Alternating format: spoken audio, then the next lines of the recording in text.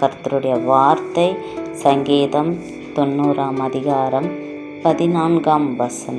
நாங்கள் எங்கள் வாழ்நாளெல்லாம் களிகூர்ந்து மகிழும்படி காலையிலே எங்களை உமது கிருபையால் திருப்தியாக்கும்.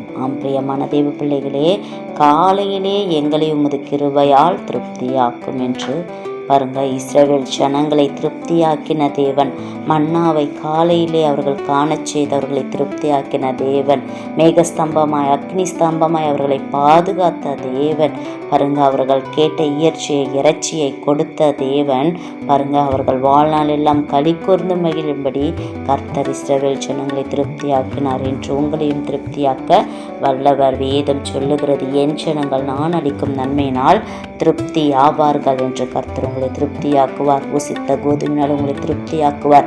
5 அப்பம் 2 மீன்களை கொண்டு 5000 பேரை போஷித்தவர் உங்களையும் போஷிப்பார். உங்களையும்